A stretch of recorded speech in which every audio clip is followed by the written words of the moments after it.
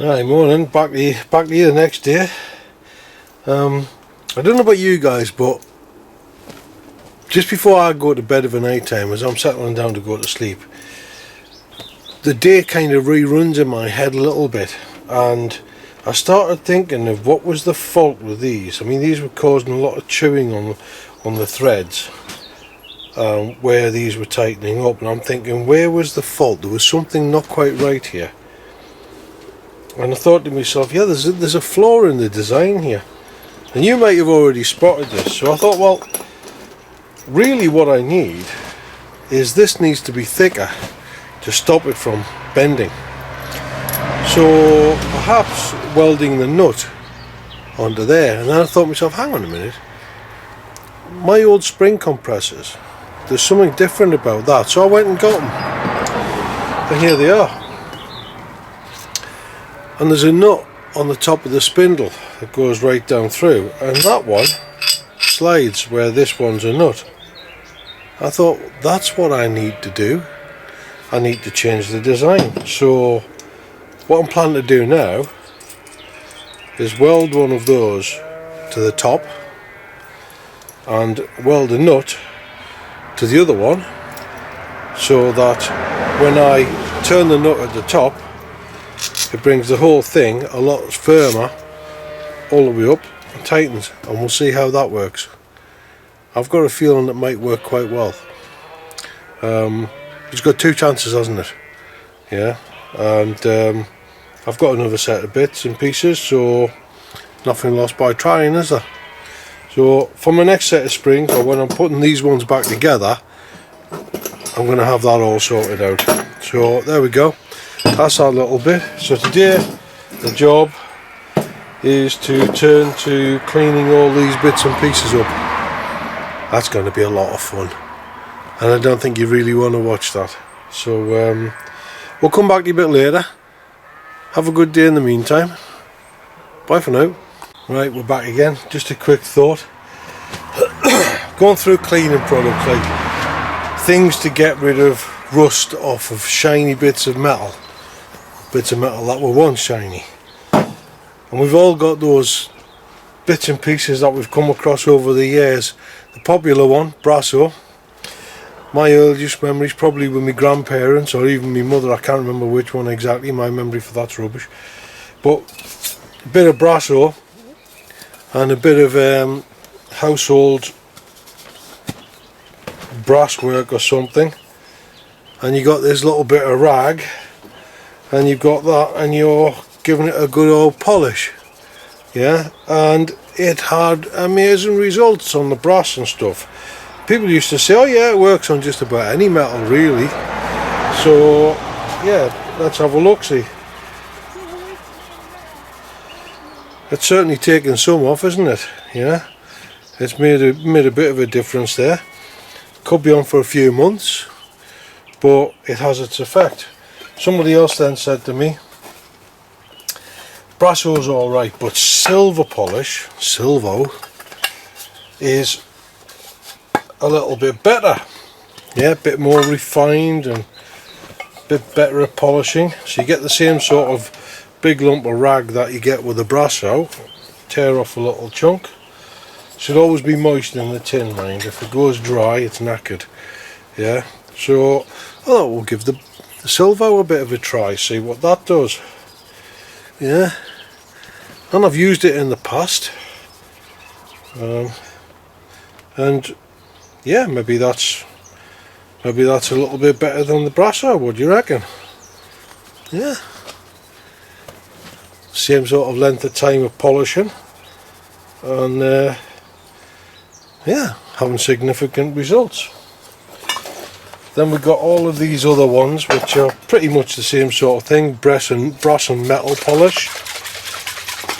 These ones are inherited from my brother-in-law, and he was a great one for polishing things. And it might be some time since this tin was ever opened, if ever at all. He was also a great one for hoarding stuff that he was never ever going to use.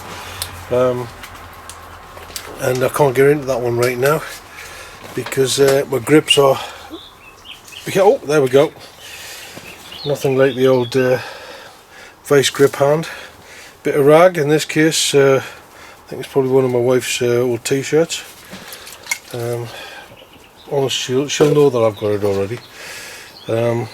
So we'll give that a try, and that's just the basic polishy stuff. Again, brass cleaner, but essentially they do the same sort of thing. Minor, very minor abrasive with a bit of fluid, and yeah, making a bit of a result on that. So that's your regular brass and metal polish.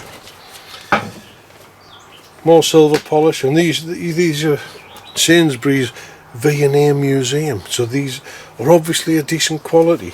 Yeah, so we'll give them a test, see what they're like. I don't even know if these have ever been opened. Oh, posh. You obviously don't need very much of this. Yeah, clean, different bit of rag. I wouldn't say it's clean, but it's different. Right, so oh crumbs, that's a bit watery, isn't it? Maybe that needs to be shaken a little bit more, I think. Yeah. Don't know, like, maybe it doesn't. I think I probably would give it a good bit more shake, but that's taken off some of the surface stuff. Yeah, I'm trying to use a different piece of the metal each time. Yeah, we're running out of uncleaned spots on here, but making a little bit of an impact on there. Give the silver one a go, shall we, just for a laugh. Give this a little bit more shake, because it's been sat about the same length of time, 18 years. Give it a good chance. Right, so another cleanish bit of cloth, and oh yeah, that's a bit more creamy, that, so give it a go. And yeah, has the similar sort of result. Lifts off a bit of the rust and that. Yeah, so bringing it back to a shiny bit of metal again. Aye, so there's that. Now, every motorcyclist has always come across Autosol. If you haven't lived. Autosol is probably one of, I think you might find it's about the only one that Halford's actually stock. Yeah, and you probably find it on their minuscule motorcycle section. Yeah, yeah, with a toothbrush or a cloth, whichever's your preference, whichever's the desperation, Autosol is a turn to. I remember in the 80s, Pete, if you're watching, you'll remember, well, you were a bit of an addict for this, spending hours and hours and hours in a backyard with a motorbike, a bit of cloth and a tube of Autosol, polishing and polishing and polishing. It was more on your bike than mine, I remember, Pete. And you always used to be berating me for not spending enough time polishing my bike. I was never that bothered. I'm still not that bothered, to be honest. But when you're doing a project like this, it's worth giving it a go. So yeah, we're going around there. And they've all had a similar kind of result, haven't they? Yeah. But I heard about another one. And this is something I'd never heard of before. And it's popped up on a few different pages that I follow on YouTube, and people have given it a go, and I think it's Henry Cole, he's become a real convert to this. Now, as you can see, this piece we haven't touched at all, and we've got fairly deep rust on this side, quite deep dusty rust, and quite a diversity of rust elements there, from just a bit of dusting to some pretty deep through the chrome rusting. And the one that I've heard of is aluminium foil. Apparently you take a little bit of aluminium foil, make a little ball of it, take a bit of water. Now, I mentioned this on an earlier video, and you wet it. and then you start to polish with that. Yeah, just move into your camera line a bit.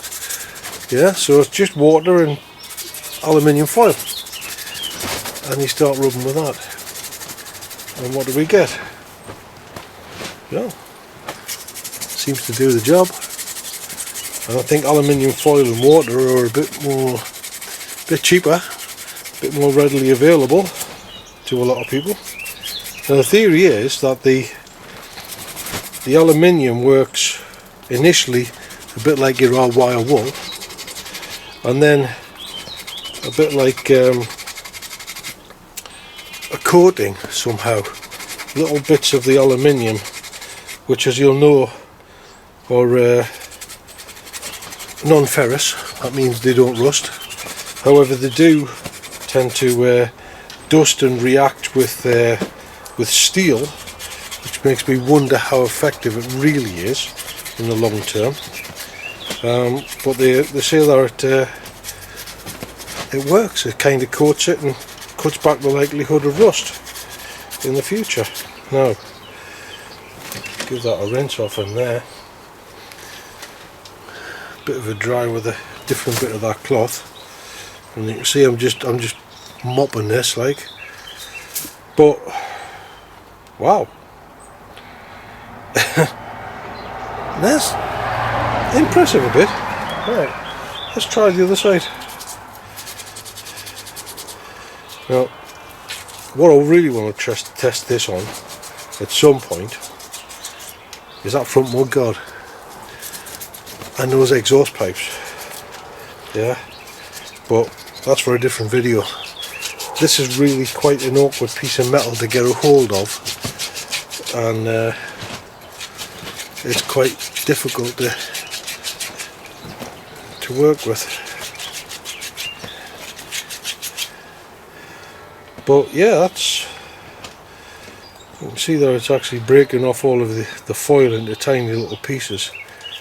But maybe that's the charm of it. Maybe that's the way it works best. So you can see we've got a bit of a deeper ingrained rusty patch there. Wow, I don't know about you, but I'm quite impressed by that. Yeah, and you see around here, you can see the deeper rust on this edge. Yeah, and you can see how it's broken through the chrome. Let's give that a go on there, and you'll see what the results are. Now this is me and you seeing it for the first time ever, really, and seeing it genuine straight off that piece of metal.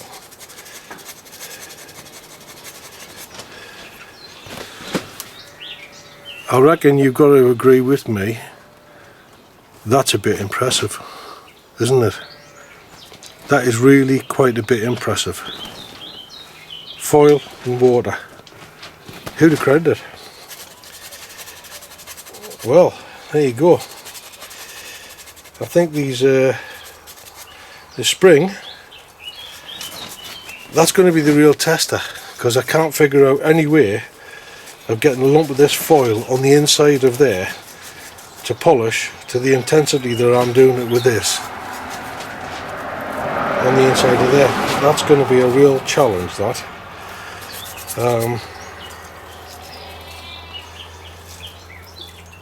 And one other thing about this foil, this was the cheapest of the cheapest of foils. It was the other one that you get in the supermarket with a bit of plastic wrap around it. Yeah, not in a cardboard box and all that sort of gubbins. This was the cheapest of the cheapest, and I don't see there's much difference in aluminium foils, to be honest. But it means you don't have to spend a lot of money doing that bit of work. And that, actually, I've got to say, to me, that looks better than that. Although, you know, it's a manky bit of metal in reality, and I'm probably going to have to buff it all back and paint it or something. Let's have a look and see what difference it makes on here. we can see what we've done with all of those various polishes. Yeah, let's have a look and see what a fresh bit of aluminium foil and a bit of water can do on it. Yeah, I'm intrigued by this. Don't be, anybody who knows me already, don't be expecting me to be getting out there polishing all my bikes though. No, I ain't gonna happen. I'd sooner be riding them than polishing them.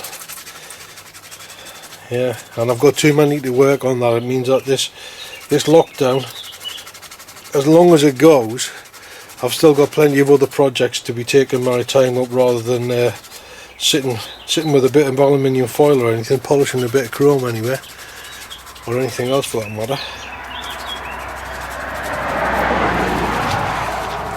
Now, I'm only doing a short stretch of this round here. Let's have a look and see what difference it makes. Just dry it off so I haven't got any reflection from that. Wow. There's a bit of foil. There's a bit of chrome work. Now, that, I have to say, is quite impressive. Yeah. I'm quite chuffed with that. Yeah.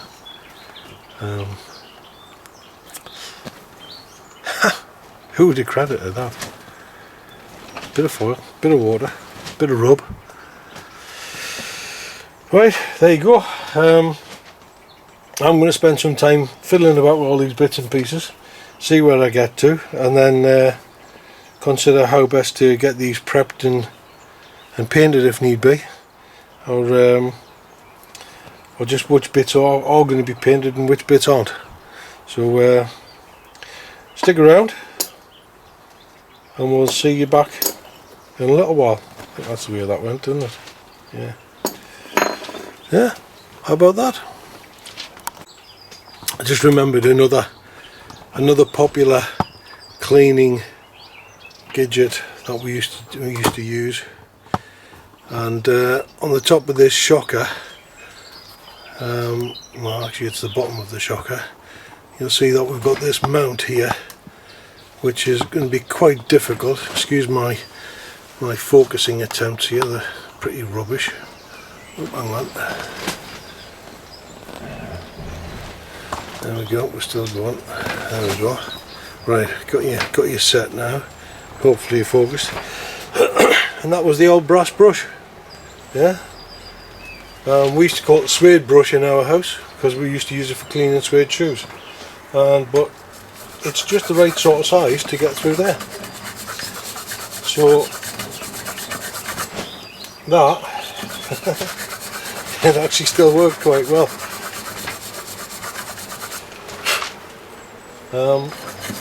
Yeah, that's taken a lot of that rust off, and a lot of this rust that's visible on here is actually more what you call washed down rust, what I call washed down rust anyhow. It's not so much the actual chrome itself. You can see there's a couple of spots here of chrome bloom, like poked through, but most of it is actually rust that's come from other things, like the circle that was there came from the actual bolt that was actually fastened in there, or the washer that was on that side, and so that's not really so much of a concern. And getting round here, that's cleaned that up all right. With a bit of oil on them, that'll probably keep them quite pretty. So this part of the shocker may well turn back to being just chrome. Might have to find some sort of way of trying to protect it. I don't know, is a clear coat the sort of thing to go with that? I don't know, getting into those corners there with a wire brush. That's made it a bit prettier. What do you reckon? You can't really see what I've been working on down there, so let's come back a bit. Well, I was working on these little lobes here, which are the adjuster lobes, and just in the edges, right in the edges, getting the wire brush into that, and that's cleaned that up quite pretty. That whole shock absorber stem is actually not too bad. It's quite clean. There's a few tiny little spots of pinholes of corrosion, like, but you're gonna get that. There's no way of avoiding that, really. That's I guess what everybody used to enjoy, spending that time polishing. You'll be able to tell us better than that, Pete, because you spent all your time polishing your bikes. That was the bit that gave them the pleasure. It wasn't pleasure for me, I'll tell you, it was more like pain. I'd sooner get a grinder on it or something, knock it all back and then paint it. And then when it came through again, do it again. Just paint it. The paint lasts a good bit longer than a bit of chrome polish. Yeah, well there you go, that looks quite pretty, I think. So that'll do for that bit. And we'll get on to the next bits and see what's the best way forward from there. So this is the one. How the heck am I going to do that? A wire bottle brush in a drill or something, perhaps? Haven't got one, but that sounds like a good idea. I know I've seen somebody who's got like an air powered tool with a brass polishing brush, which I guess is probably just an upgrade from this, like a brass mop, and they would probably get up and down there with that. But I haven't got one, so maybe I'll have to do a bit of googling and see what we can come up with. So let's see. Back in a bit. Right, my missus has just turned up and had a look at the stuff I've been polishing, and then she's looked at these and said, "Oh, go on, have a go." So we're both excited and figure out wondering about it, and we know that you're wondering as well. So let's have a go. Aluminium foil and water, nothing more. That, I have to say, is bloody impressive. Ooh, that I have never seen that sort of response. And you can hear in the background my wife is excited about it too. And she doesn't really care too much for motorbikes. But that, I have to say, that is quite a result. Now we're going to get a little bit done there, and then right, we're going to get a cloth. Just dry that off.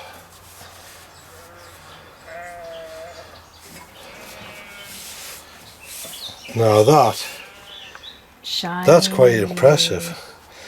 There's a few pits still, and yeah, that rust will come back, you know it will.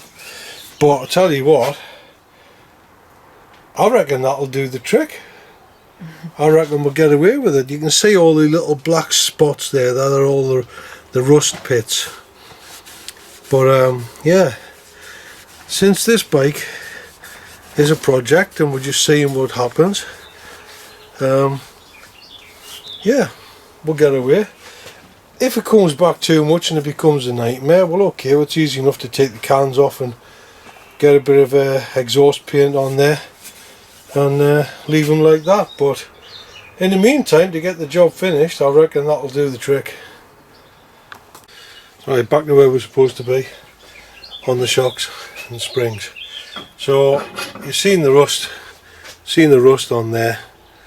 It's pretty manky, pretty horrible, and I can only really get to the outside of this.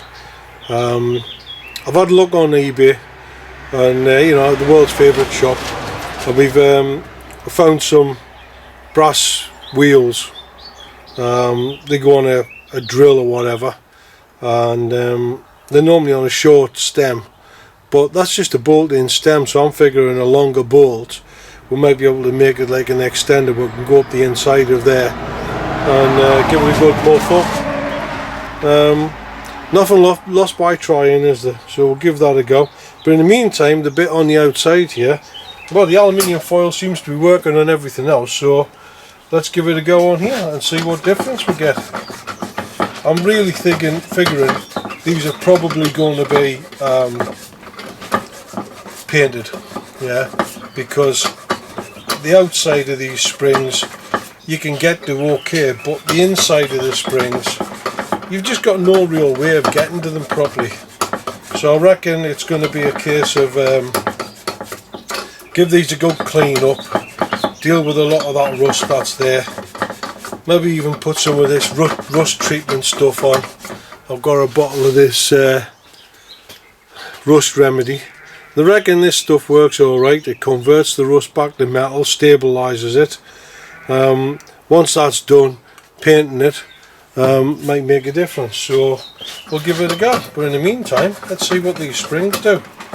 And actually, like everything else, this is working quite well. It's just a pity my fingers aren't flexible enough to get up the insides of these springs. That would be quite a trick, wouldn't it? I don't know if any of you guys is into yoga or anything daft like that. Let's see what you can do. Yeah? Anybody's got any fancy ideas of how we can get into there? Comments in the video. I reckon we might make this a 50-50 video and just load this one up when we're finished at this point, because until those things come through, and it's going to be middle of next week before they arrive apparently, I ain't got anything else I can do on these, because I haven't got any paint or anything either. I was looking at these fork legs and thinking, what can I do with these? Not fork legs, the shocker struts. I'm thinking, what can I do with them? And actually that body has shined up nicely when we look back at that. And I'm thinking, well, maybe, just maybe, we can leave a bit of shiny on there, and it'd probably take a regular polish like, and paint some of the other bits and pieces. So we'll have a look at that in a second. But right now, you know something? That's worked really nice. That has worked out really quite well, hasn't it? Right? That's taken that right back. Again, as I say, I can't really get to the insides very well, but that, don't think that's done too bad. One thing I had a thought of on here, I've got these, and these, they're not really a high finish, a high polished finish, are they? So what I could possibly do is clean these down, and I've actually got some stuff here which a good friend dropped in, and it's galvanizing paint. Now, I tried this out on a bit of metal the other day, and it works quite well. I don't know what it does for long term, because I haven't got that far, but it covers quite well, and it certainly seems to give a galvanized finish. Now, bit of rust treatment on the inside of that and everything to get all that taken care of. That's got a similar sort of finish. Can't really see it very well on there. Can you see that? You can see how silvery that is, but that gives quite a decent finish. And I reckon it's pretty much the same as what we've got on there. So we'll give that a go. There's nothing lost by trying, is there? Once it's got a galvanised coat on, it should be safe against the rust, at least for a period of time, because we know galvanised still rusts like. And I might turn these upside down, so the upper section will be a bit more protected, and the lower section is what we'll get to look at. Yeah, who knows? Got to be worth a try, isn't it? But as I was saying about this section, you can see it's turned out quite decent. Yeah, but this bit here is always going to be a rust problem, because that, you can't really get into it, and you can see in between there's still a bit of rust sitting inside of there, and it's at a spot where you can't really get to with anything. Yeah, so what I'm thinking is taping round where this weld is, right at the top here, yeah, and tape round there, and then this area, sorry I'm getting out of your focus area, taping round the weld here, nice line round there, and this area painted. So that bottom section there is painted. Now that, when it's on the bike, lies in line with the swinging arm, so that colour would mask it to that, and then from there up you've got a nice shiny leg up through the inside of the spring. these little points on here, these are another little rust trap. What I'm thinking I might do is mask round them and just paint them as well. Yeah, bit of a feature, a detail, whatever, I don't know. Because the other part that goes onto that is this thing, and as we know, that's all pitted and rusty anyhow. So if we're painting those and those against the chrome back, painting the base, we're going to actually have quite a nice, pretty little effect happening there. Keep the spring silvered over the top of there. And what do you reckon? I think it might be canny, that. Yeah. We'll have the shield over the top section there. That'll be painted. Yeah, because obviously I can't do anything with that. But I think we might end up with a canny little shocker from that. Yeah. We'll have to see. Next thing's colours. Colours. That's always the problem, isn't it? Colours. What colours do you use? I don't know. I really don't know. The bike itself, the frame and everything was always black. The tank and the side panels and bits, you can see the side panels in the background here, bright red. The rear mudguard was chrome. That's going to be stainless. The front one was chrome. That's chrome again. Bit of rust, but chrome. So red or black is what it seems to suggest. But me think that in red and a red collar down here, I think that'll look a bit cheesy. So I ain't going to go with yellow out daft like that. That's just taking it in the wrong direction. So I'm reckoning maybe it has to be black. Maybe the same black I used on the frame. Yeah, bit of a gloss black on there. Yeah, I reckon that could work. Still have a bit of shiny and a bit of black. Keep that as a universal colour. And then it's the tank. What we're going to do with the tank? Are we going to go red or we're going to go black? I'm thinking everything else black and just the tank as a bit of bling, a bit of red. So it keeps the bike's colour as being red, so I don't have to change the logbook or anything. Yeah. Let's have a look. Let's have a quick look. I'm going to swap some tanks over. Let's have a quick look. So there we go. If you imagine your shocks back here with a little bit of black and a little bit of chrome, the frame. You've got the mudguard there in nice shiny chrome. Black battery box in there. Still toying with the idea of a side panel, or maybe not, I don't know. I think we might not even bother with the side panel. Carbs has got to go back in there and everything as well, yeah. They'll have pod filters on there. Frustratingly, the pod filters that I had bought and I left lying out, they were nice stainless steel ones apparently. And yeah, that's really good stainless steel. Yeah, that's mesh there. Fantastic stainless steel mesh. It's rusted up solid. Absolute junk. Yeah. Probably Chinese, I can't remember where they came from. But red tank, chrome, black, red.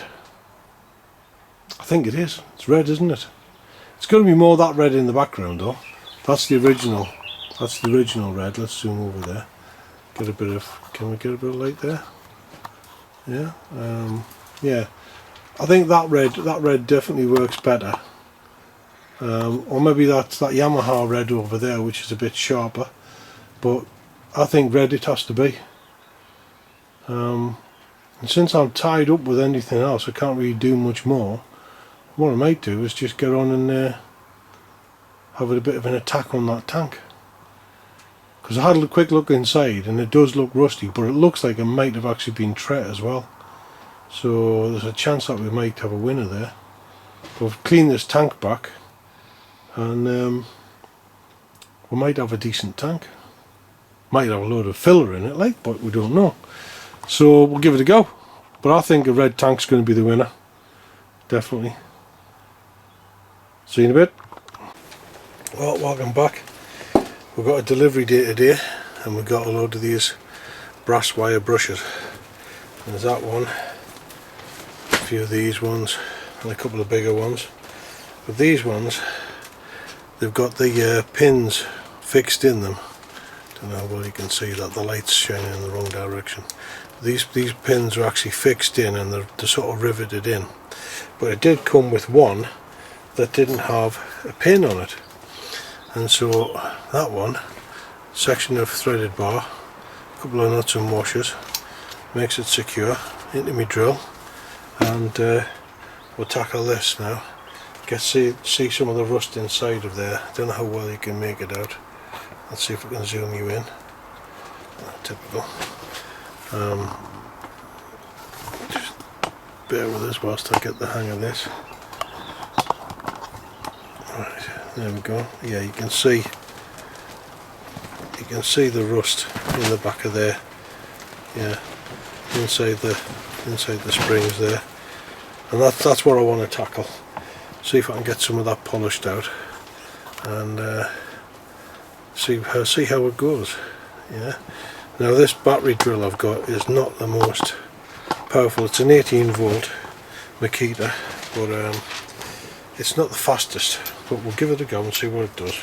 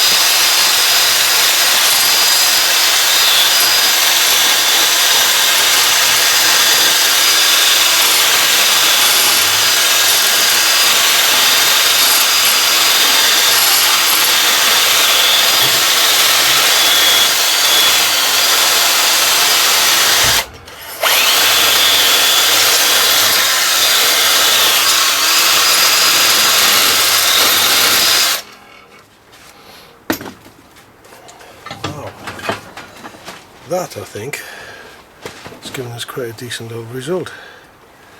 It's knocked all that rust back. Got a little bit down here which I can't quite get into, but I might be able to get some sandpaper. I just happen to have some spare here, stuff that I was using in a little belt sander, one of these little power file type things, and see what that does.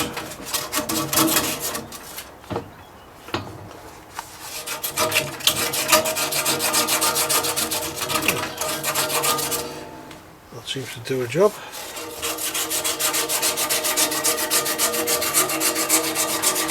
Yeah, those little edges where I can't quite reach, that might actually do okay if I can just loop it through.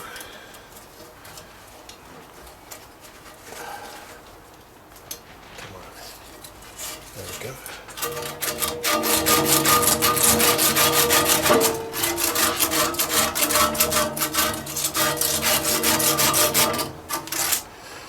Yeah, it does quite canny. Right, so that's the next bit to do, is to see if we can fit that round something and get right round all of them. And then that's cleaned up quite nicely. But, as we all know, the old tin worm, once it's got its grip, it comes back fairly quickly. So I think what I'll do is, like I suggested earlier, galvanizing paint, and give that a go, see what that says. And it might just give me a bit of a finish on there which will resist some of that tin worm and keep these looking a bit pretty. I have to say the outsides have come up really quite well, but the insides, now that rust is just there, and I don't think that's going to go anywhere. So maybe a bit of galv will do the trick, and then keep it held back a bit. Got 2 chances on it, eh? These shocks were actually a cheap pair off eBay, so if they turn out to be a bit beyond it, then another pair and a bit more care in the future, probably not a bad idea. So let's give that a go. We'll come back in a bit and we'll see where we've got to. Bye for now. Right, back again. Next thing we're going to do is deal with this. You can see some of the lines on there where the heavier grit discs that I used and left the marks, and a bit of the chrome that's still in place on the top edges there. We need to take care of that. And in with today's delivery, 120 grit flat discs. So I'm going to pop outside with this because I don't want to kick up too much dust in here, and have a go at them. It's too sunny and probably wouldn't get a very good light from you guys out there, so we'll pass on that, and we'll come back and show how we get on in a bit. Well, we got on okay with that. I think that's looking a little bit prettier. Still got a few marks on there, but I don't think we'll get around that. I might give that another tickle with the grinder, just see if I can bring that back. But around this side, it's nice and smoothly finished. This is very thin metal, so you have to be careful. You can see tiny little burn on the corner there, and a couple of little bits on the edge where the heat of the wheel has got a bit much and it's just scorched the metal. It's not a problem, but it's one to watch out for. It does say that if you, it does caution you, that's the words I'm looking for, that if you go too hard, you'll end up taking away everything and ruin it. I did manage to get inside, don't know how well you can see there, and got with a wire wheel inside and cleaned that up a bit as well. So that's looking a bit prettier. So that's just about ready for painting. The only problem I've got is paint. I've got virtually nothing of the satin black Hammerite. Didn't want to use satin black on this. I wanted to try and use the same gloss that I've used on the frame, simply because this has gone glossy rather than matte. But that's out anyhow. I've got some high heat paint, which that might go on the exhaust eventually, but that's that. We've got enough of the galv left to do the springs and bits. After that I've got smooth silver. I wonder how smooth that silver actually is. It's never quite a chrome finish, is it? But I wonder how good that'll be. Maybe I'll do a little piece with that and see what that turns out with.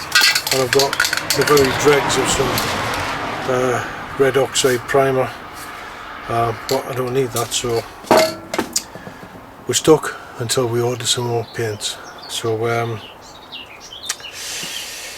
I think we're as far as we can. We've got that we can do. I might try that, come back and have a look and see what you think of that. I'll do that outside though, because it's not too bad, but I don't want too much mess indoors, so I'll take it outside and give it a go. We'll see you in a bit. And then I think we'll call it an end for this video, because it's probably getting to a bit of a length. Right, there we go. A little bit more of a polish up with the wheel. Let's broaden a little bit more of that out. I fear I'm not going to get that completely, so what I'm thinking is that good coat of paint on it, and if that doesn't come up pretty, then that'll sit towards the back, and let the other bits sit towards the front. But I think it will come up okay. Just need to get some paint. So that's us for now. The springs going into galv. I'm going to do that with a few coats and see how we get on with that. got me adapter kit for my welder. I'm just waiting for an earth lead, and I can weld up my spring compressors and give them another go. Figure if I jack the bike I can take the other side off and have a go at separating that lot and give it that clean and paint, and yeah, we'll see what sort of results we get. I'm quite keen. I think we could do okay with this. Right, that's it for now. I'm going to get this video tickled around and see what I can do with my editing skills and get this one loaded up so you got something to watch, and then we'll start on making the next one when we get some more bits and pieces through. So bye for now, take care, stay indoors, stay safe, work on what you can, exercise the best you can, and I pray that the Lord delivers you from this horrible blight that we've got at the minute, this coronavirus, and things go well for you. So we'll see you on the next video. Bye for now. Right, here we go. Last little bit before we commit this to the screen. Just thought I'll give these a go. So the spring I've done with galvanized spray paint, which is the 151 back there, which actually it seems to have done a canny job. And then the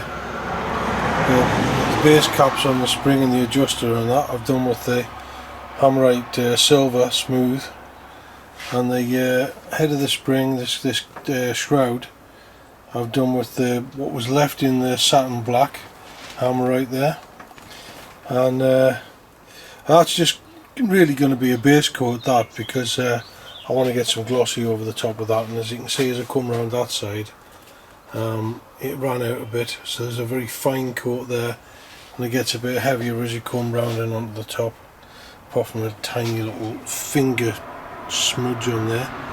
You see. So that's them done for now. I don't know if that's the colour they'll stay. Paint's the next thing, gotta go and buy some. Find the money for that. So during lockdown, earning nothing, just a little bit of money turning up. Need to become like a bit of a Dell boy where there's a bit of money coming in to pay for stuff. But yeah, he's got a few more viewers than I have and subscribers. But we got to work on it, haven't we? Everybody started the same place. So there we go. That's all for now. We'll see you on the next one. God bless. Bye for now.